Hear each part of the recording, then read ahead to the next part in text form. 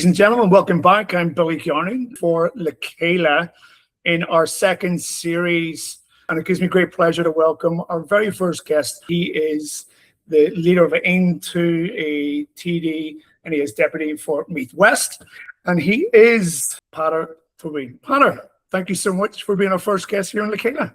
Billy, thanks for the opportunity. Greatly appreciate it. Well, look, we're going to be getting into a few questions, and I did describe this conversation as a very new-aged platform for discussions on Irish unity, constitutional change, a referendum, border poll, voting rights for the Irish abroad and in the north, as well as a few other topics. So mostly we'll be talking about an opening about Ireland today, a united Ireland, Aontú's positioning and where Aontú is at as in terms of a political party, both north and south. And then we'll just get into some personal questions at the end. Thanks a million for the opportunity. Just to start off, I suppose Aontú is a new political party. We're only 7 years old, but we've managed to grow quite significantly over the last while. We were the fastest growing political party by votes in the last general election in the south of Ireland. We have 14 elected reps across the south of Ireland at the moment, and we're challenging for elected reps in the north of Ireland in the election next year. The word Aontú is the Irish for unity. So it either means agreement or unity. And we obviously selected that name on purpose because one of our major objectives is Irish self-determination. And, we just believe that self-determination is such a key aspect of a functioning democracy and of a successful country. It's, and right now, if you look at the north and the north, unfortunately, has become, to a certain extent, a little bit stagnant in terms of economic development and in terms of investment. And I think the reason why that's the case is because London doesn't really know much about the north, and it doesn't really give a tuppenny damn, to be honest, about the north of Ireland. And it's not taking the necessary decisions to improve the economy and the livelihoods of the people in the north.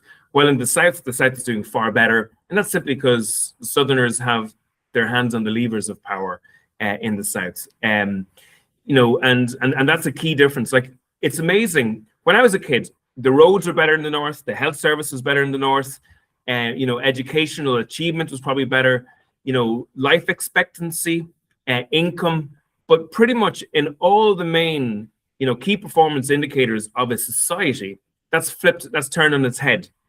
And the South is far and away ahead on all of those issues. Life expectancy, even, infant mortality, the length of time people spend in school, all of those things. And the key issue is London rule is not benefiting the north of Ireland. And it's funny because we kind of look at this as a practical thing. But obviously, I believe there's a real important justice issue that means we should have Irish unity. I think it's very clearly a just cause in terms of the reunification of our country, that Irish people can make our decisions.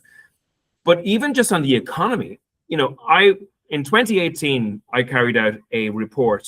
I was the rapporteur for a committee in Leinster House in the Dáil on enterprise. And I carried out a report on the all-Ireland economy. And I spoke to about 100 people from different backgrounds. So people who are business people, trade unionists, farmers, people working in the public service, creatives.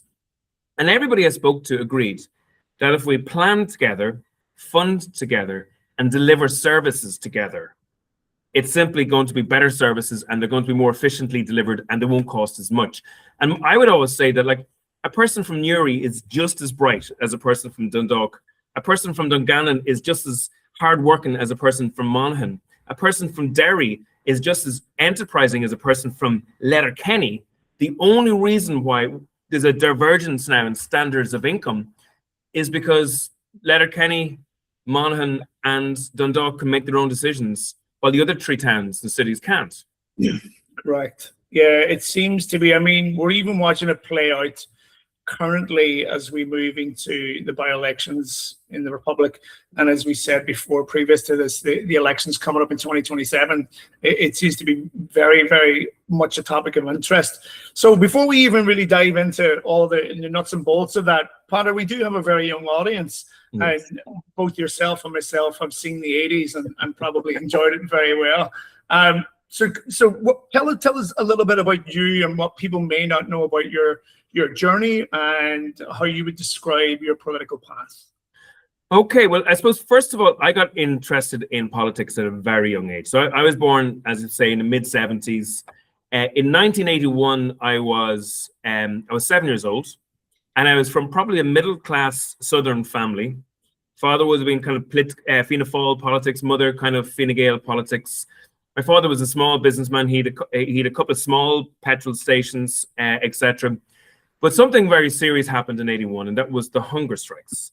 And the hunger strikes made an enormous impact on myself. So from a very young age, I remember looking at the screens, and you could see these kind of funerals happening, where there would be 100,000 people behind these funerals. And in slow motion, lives were coming to an end through a hunger strike, which is probably one of the most, I suppose, visceral, impactful, emotive type scenarios that you can imagine for any young child to witness unfolding on their screens.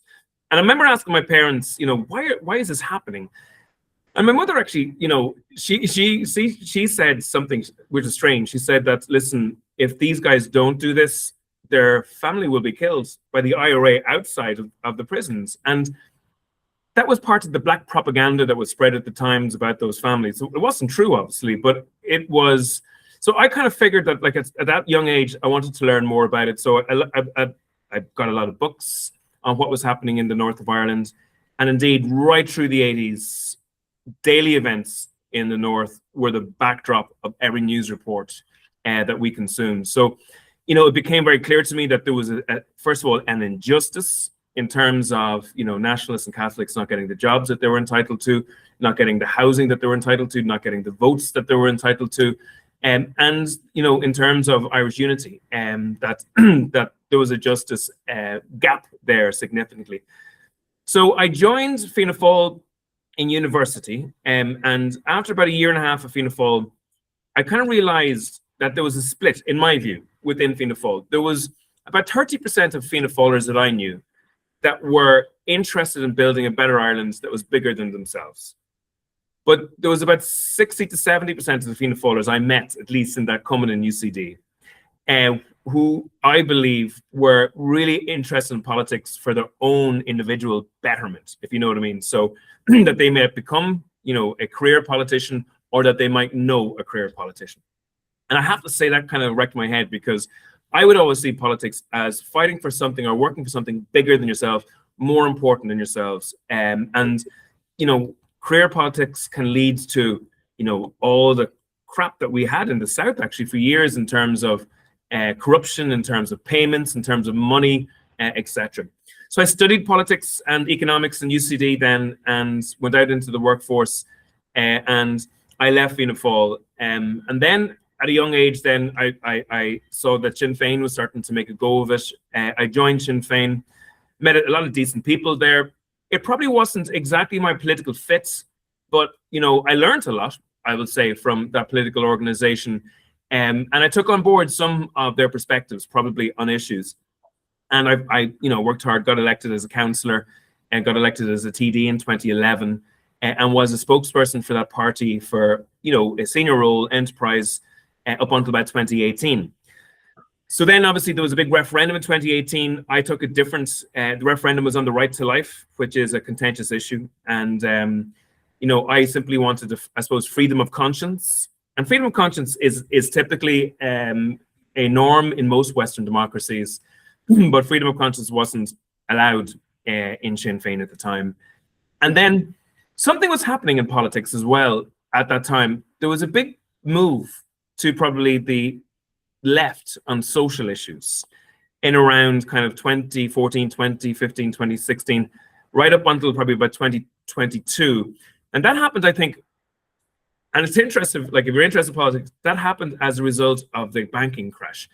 because about 1 million people were discommoded in the banking crash around 2008 to 2011. They lost their houses, they lost their jobs, their kids were forced to emigrate. So there was a big backlash against the establishment and the status quo. And there was a big push then that had a push to let's say, the liberal left on social issues. So anyways, I left Sinn Féin at that stage, and I figured that there was a big chunk, there was a voice in Ireland's north and south who didn't really plug into that kind of political space that, you know, all the other parties were now inhabiting. They had no voice politically, and I felt that it was really important that they had a voice. So we set up Aontú.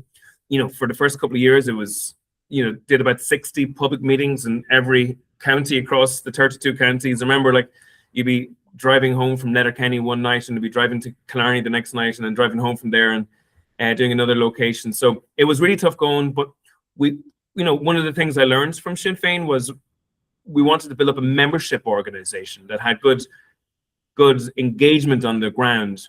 And we did. We got thousands of new members, and we started building from there. The span of time, I mean, you mentioned how many TDs you have. I know over previous interviews you've talked about how many TDs and councillors you'd like to have coming up towards the next elections. I mean, you have some very, very positive and very optimistic ambitions. We do. Like I do feel that there's a massive voice in our society that simply don't have a representation out there currently. So there was a big gap, and it's not that we went as in a marketing sense to kind of fill a marketing gap at all. It just happens that we also shared this particular space, and since about 2022, and maybe 2024, there's been a change in Irish politics, and you know, a lot of people who are abroad mightn't realize this, but those two referendums happened in 2024 on the family and on carers. And it was kind of like the pendulum had swung so far in a particular direction on those kind of, let's say, liberal left spaces that people had nearly got exhausted by it. And people were kind of frustrated, and they were kind of going, we rather that our politicians just focused on the bread and butter issues, you know, housing, on the cost of living crisis, on, you know, making sure that there's access to transport and to healthcare, and that the political establishment had nearly kind of been virtue signaling a lot, if you like, you know, and forgotten about these issues.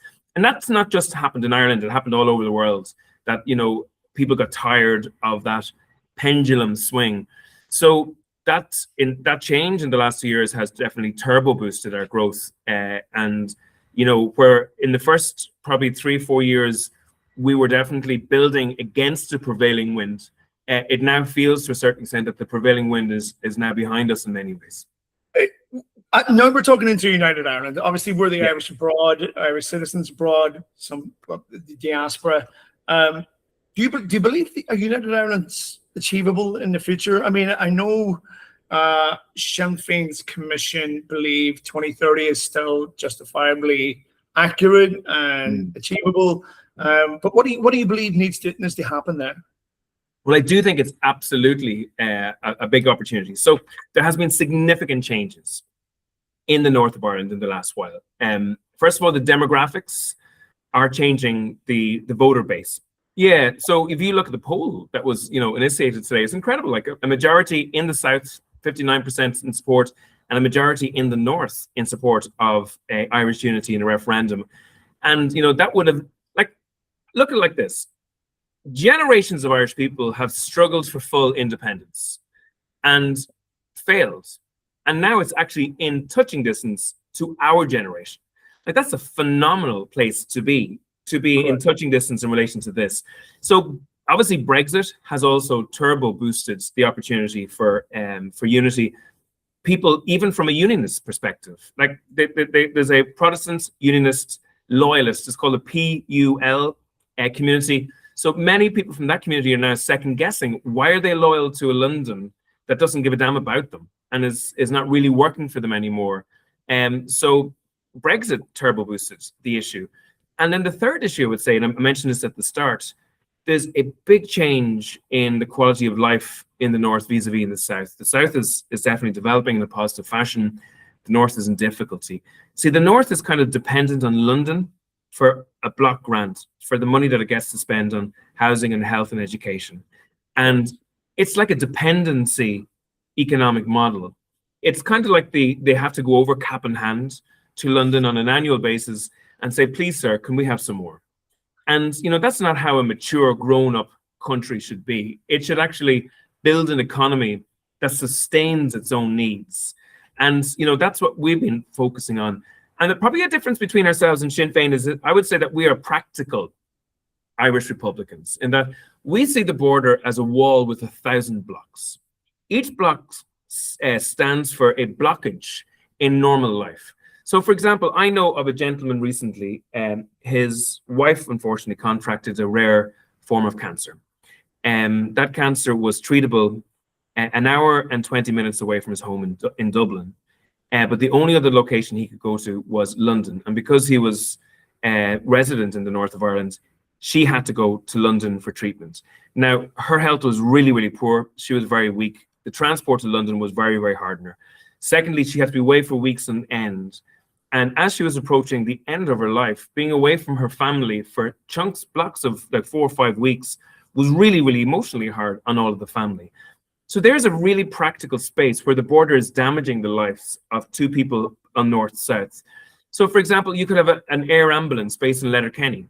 And if there's a road accident, let's say in Tyrone, that air ambulance may not be able to cross the border in terms of helping that individual.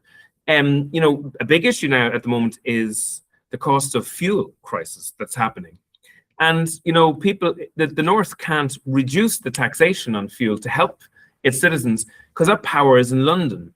So, what we're saying is block by block, fix those blockages in that big wall, make sure that we reduce, the differences between north and south, equalize things from north and south, and then life will improve just on the basis of that equalization, but also it'll reduce at the height of the wall so that when that sunny day comes and there's Irish unity, it's much easier for both sides of the country to equalize properly.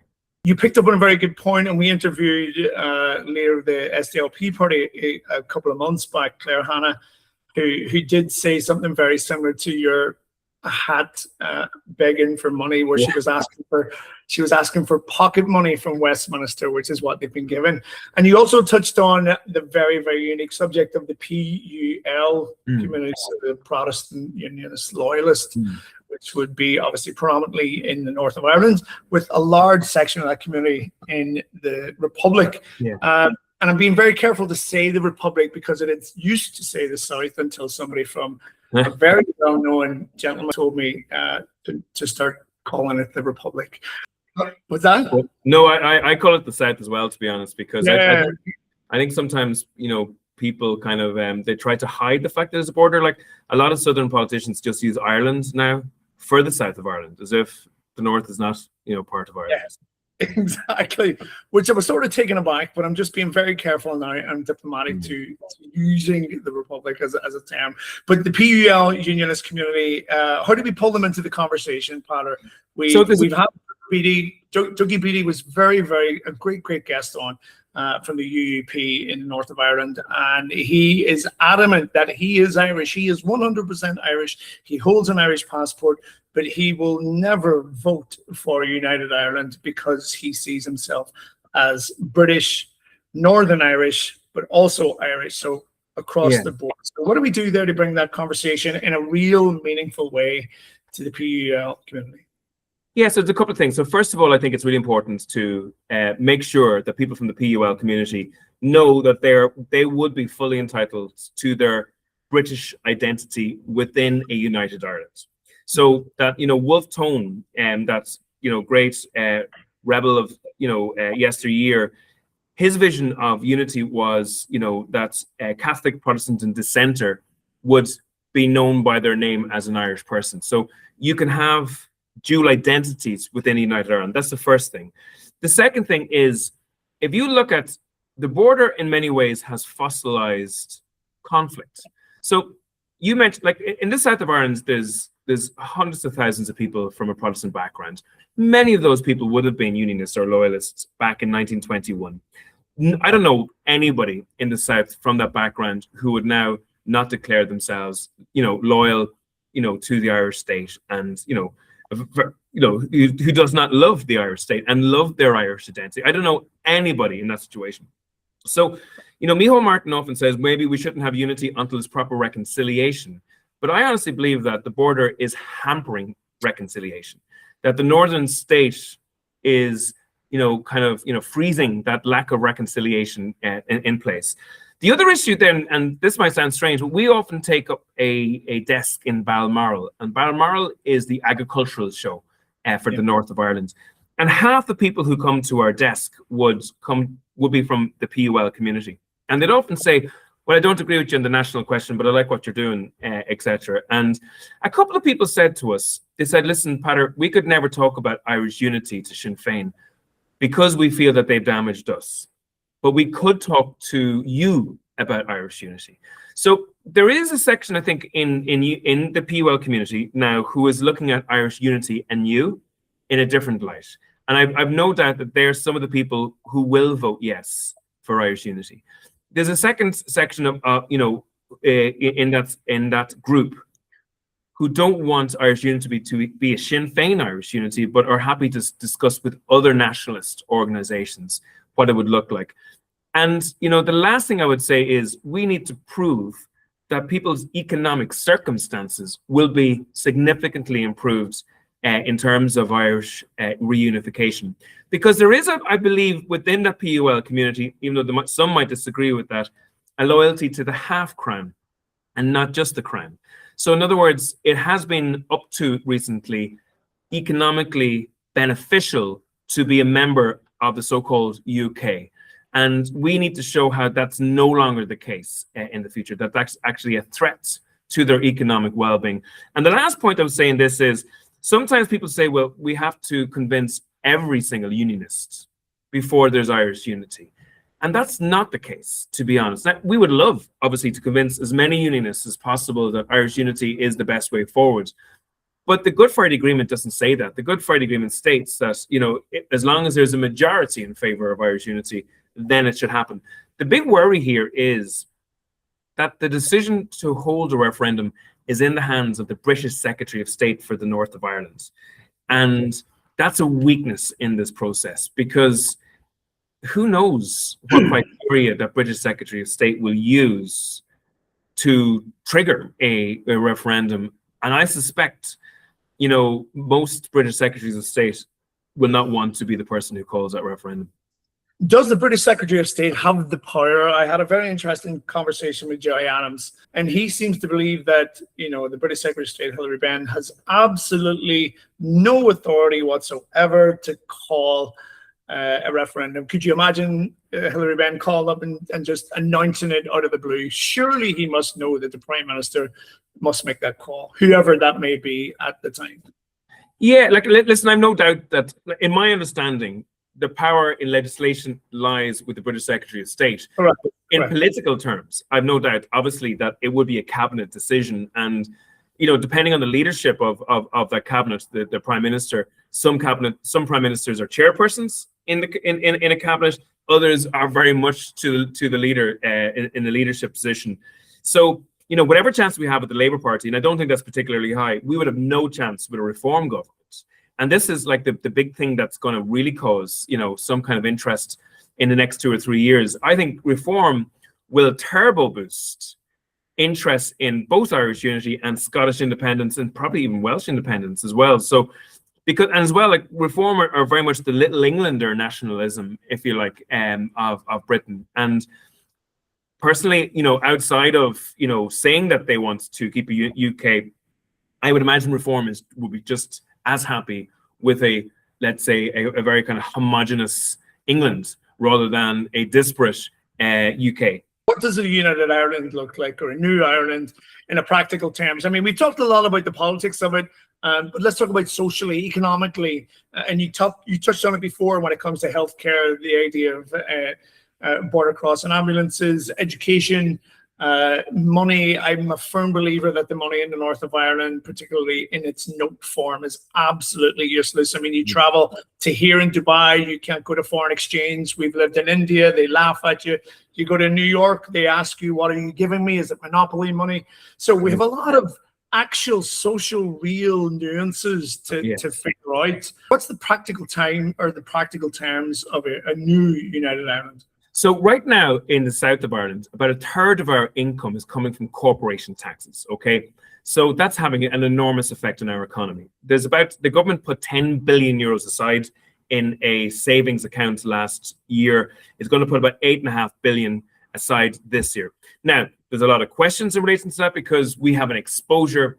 If a number of foreign direct investment companies leave, it will threaten our economic model for sure. So there is an exposure there. But right now, under that model, if the north of Ireland joined in the United Ireland and had the same corporation taxes, they would have a lower labour cost and they would also have a lower property cost, significantly lower in both. That would have an enormous boost in terms of jobs, in terms of wealth creation, in terms of investment. I would have no doubt within the space of 4 to 5 years, incomes in the north of Ireland would radically increase as a result of that level of development. So, this is a phenomenal opportunity for the north of Ireland in terms of income, in terms of investment in healthcare, education, in roads, in infrastructure. It would also mean that we would start to develop our infrastructure facing each other, because historically we've done it back to back. Like, it's incredible. When the unionist regime in the north wanted to build a motorway, they built a motorway from Belfast to Newry, and then they turned left to Warren Point.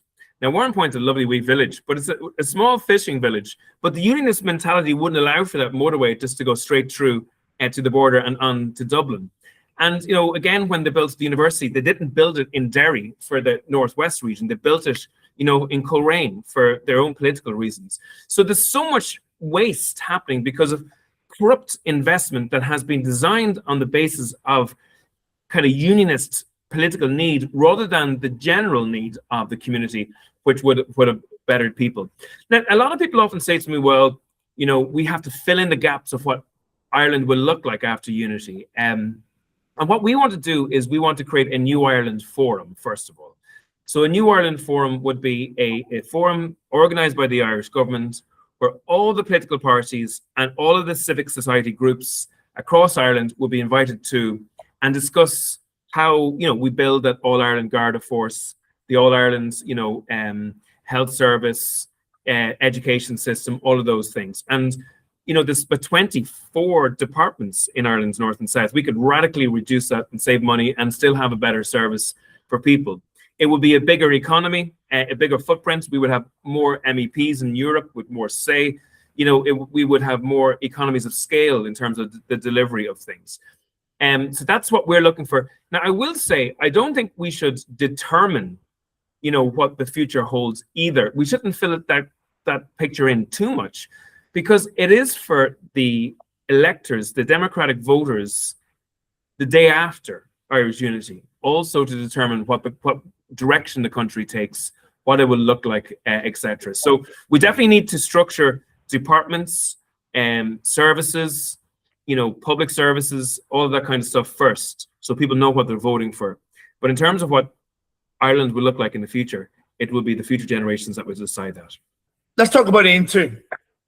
Yes. Aontú has been going from strength to strength year on year. And we've obviously talked about those political parties in the south of the Republic and, of course, in the north. But let's talk about Aontú and how Aontú differs from other parties, especially over your recent conversations on voting rights and obviously Irish unity. Yeah, so another aspect of our kind of incrementalist practical republicanism is we want to, so there's a whole lot of levers we can pull now. So there's this kind of instinct that we have to wait for this big bang situation, referendum and change. That's baloney. We can actually set about developing that change right now. One of those is, we produced a bill, and that bill seeks to give voting rights to Irish citizens in the north of Ireland in presidential elections. So incredible. You can actually canvass for the Irish president. You can put your name in for the job. You can be the Irish president, but you can't vote for the Irish president. Right. You can join the Irish Army. You can wear the uniform. You can die for Ireland, but you can't vote for the Irish president if you're from the north of Ireland. The Good Friday Agreement says that anybody from the north of Ireland is an Irish citizen, and has a right to an Irish passport. It's an inalienable right. It's a born right. And yet you cannot vote for a presidential election. Now, Westminster doesn't hold that power. Stormont doesn't hold that power. The Dáil here holds that power. We could make the decision to hold the referendum to allow for that constitutional change, to allow for voters in the north. And let me tell you, imagine the joy that would be experienced by Irish citizens in the north of Ireland if for the first time since 1918 that they get to vote in an all-Ireland election. I think it would be transformative. It would radically change, the debate on Irish unity, and, it would make a significant difference. Now, unfortunately, one of the challenges here is we have two political parties, Fianna Fáil and Fine Gael, obviously, in power. Both of them are regional parties, so they don't operate in the north of Ireland. And you'll know from your history of a chap by the name of Liam Mellows, a famous Irish revolutionary. Liam Mellows stated that if the border is created, there would grow two establishments on both sides of the border who would then depend on the border for their own success. And so it has turned out. So right now, if, in a presidential election, Fianna Fáil and Fine Gael on an all-Ireland election would actually have a reduced chance of winning those elections right now. And I think because of their own narrow self-interest, politically speaking, they're cynically slowing down that process. Now, the solution is, first of all, for those two political parties to do what Aontú has done, the Green Party has done, People Before Profit has done, and Sinn Féin has done. They need to organise on an all-Ireland basis. That would solve that problem to a certain extent. But the idea of withholding a democratic franchise from people simply because you may not like the results of that vote is inherently democratically wrong. And I think, these parties need to really think about their commitments to the Good Friday Agreement and these issues. So, and the other aspect to this is, I have no doubts, maybe not the first presidential election, but the following one, some unionists would start to participate. They would have the right to vote too, would register to vote. And I imagine some of them could be motivated to maybe stop a Sinn Féin president being elected. That's often the reason why they vote in the north of Ireland. So very quickly, you could set and train a new dynamic in the political system that would have an all-Ireland footprint. And for something that would cost nothing to do, that we have the control over it. And all it does, it enfranchises the biggest number of people that have been enfranchised since the suffragettes, since 1918. It's a really big opportunity. Congratulations for passing the second stage on that, particularly for those citizens in the north. But being that of which we are Irish citizens abroad, particularly in this channel, and why it's named Chéile is why kind of very similar to Aontú's Unity, we are together. Where does the Irish diaspora, Irish citizens abroad fall into that, particularly in voting rights? Because even myself, I've had great conversations with an entity called votingrights.ie, which I can tell you is having a very good resurgence and redevelopment in the back end to start including those conversations for the Irish abroad. So where does Aontú stand on the Irish abroad? So we fully support the rights of Irish citizens abroad to be able to vote in presidential elections as well. We fully do. The reason why we just haven't included in this particular bill is because it's kind of two separate questions. And oftentimes, I think Fine Gael and Fianna Fáil merge the questions, and that confuses the questions. So should an Irish person in Derry have the right to vote, given that they live, let's say, 10 miles from Letterkenny? And is that the same question as an Irish person living in Johannesburg voting? So I don't think it's exactly the same question. And I think the former needs to be answered first and is, more of a right. But we absolutely support all citizens. And so many other countries hold elections in an international basis. Like if you walk down the street here, the Polish election or the Brazilian election, you'll see a queue of, their expats in Dublin, exercising their franchise, voting for and influencing the direction of the country. And to be honest, like one of the reasons we're setting up an organization called Friends of Aontú USA at the moment. And one of the reasons is because I've been to the States a lot and I've met a lot of Irish expats in the States. And they would often say to me that they're disappointed in many ways that the Irish government don't engage with them more. They're disappointed. They feel to a certain extent that they're a little bit used around St. Patrick's Day or for economic leverage at times. And in reality, you know, we need to look, Ireland is very different than any other country in terms of the size of its diaspora.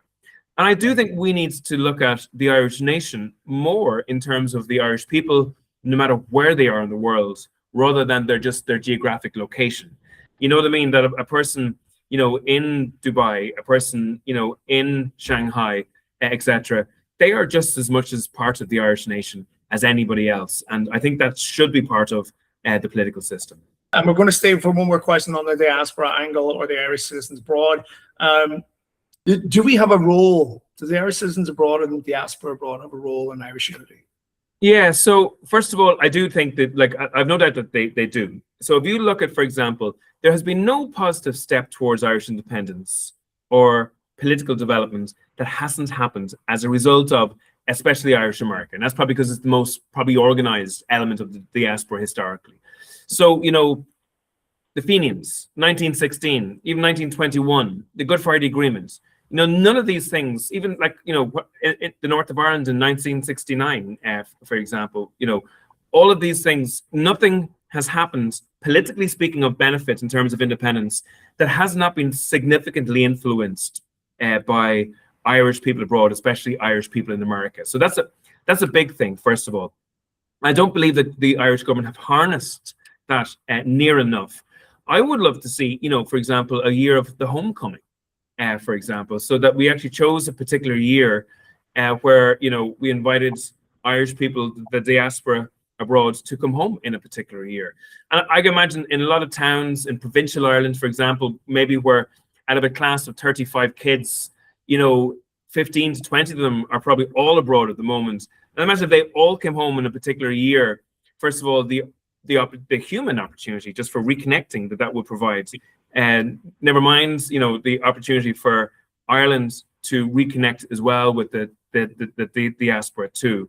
I honestly believe that one of the biggest frustrations I have, one of the biggest sadnesses that I think exist politically, is emigration. Now, I know a lot of emigration is positive and it's people experiencing purposefully the new world, and that's fine. But they're like the 7,500 Irish nurses who are registered in Australia at the moment. In 2023, the majority of doctors who graduated left the country. And right now, we're actually doing a project, and maybe you might be able to help us in this. We're asking people to send us a little video from their phone, simply saying, my name is Peadar. I'm originally from County Meath. I'm now living in Sydney at the moment. I'm a teacher. I moved out here because. And we want to get as many of those videos sent to us so we can actually make a collage and a campaign, a visual campaign around the fact that there are tens of thousands of Irish people who are living abroad that would love to either participate more in Ireland in some fashion or would love to come home. And indeed, we set up a project called Operation Shamrock.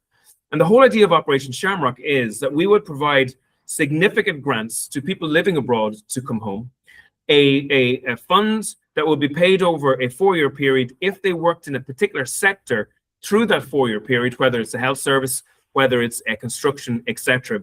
And that we would use planning laws to give a derogation to build accommodation for people who are now living abroad who want to come home but would not be able to get accommodation here. So those 3 steps could, you know, really help a lot of Irish people who are living abroad to come home to Ireland. And I think that Operation Shamrock is something that politically we are invested in and we want to see happen if we're in government. Do you believe that the idea of being abroad makes anybody less Irish? Yes, I think there's a couple of things. I do think obviously Irish abroad are just as Irish people living here. And actually just, you know, I remember, you know, during the Troubles and, you know, even periods after that, I always found it interesting that Irish people abroad often had different perspectives on Ireland than people living in Ireland did. And there was nearly an arrogance in Ireland that, oh, wait, we're living here. We know more about the country than you do because you're living abroad for this period of time, which was not true. We were living here in many ways with a very limited media communicating what was happening to us, while people had a far more diverse media internationally, which they consumed, which gave them different perspectives of what was happening in Ireland. And actually that helped, I think, Ireland in the long run. But very practical things. Listen, like I have a document here at the moment, about passports, about easing the burden on, returning people from the drive and getting their driver's licenses, etc. I remember people being refused housing because of they weren't habitual residents in Ireland, etc. And so, I think we need to give it as a right that an Irish citizen born on the island of Ireland should have the right to reintegrate in Irish society without barriers. And actually, there should be a proper one-stop shop in place to facilitate that. And in terms of insurance, all of these things, that is made easy for them to happen. Because, in the end of the day, the worth of a nation is its people. And our worth is reduced somewhat by having so many left our shores. And we should be making very material and concrete efforts to ensure that people can actually return if they so wish. Questions about you, Peadar, because this is a great opportunity, especially for me. This is my first interaction with you, and obviously you are our first sitting TD from the South in the Republic to talk to us from the Chéile. We've had Conor Murphy, who's a senator in the Republic, and then everybody else was from either a leader of a party in the north of Ireland, or particularly Professor Colin Harvey, who is now with Catherine Connolly and Uachtaráin. What does Ireland's future, what does the future of Ireland mean to you? What does it mean to Peadar? Not your past political history, not your university days, or the idea of the hunger strikes. Now, of all of that, what does it mean to Peadar? Yeah, so I suppose I have a very young family myself. Well, the eldest is 15 and the youngest is 10. There's 4 kids, and there 2 of them are in secondary school and 2 of them are in primary school at the moment. I want them, first of all, I believe that there needs to be a couple of things done. I do believe that growing up in the United Ireland is actually very, very key for their betterment and their flourishing in Ireland. I would like to see a country take more interest in its own culture.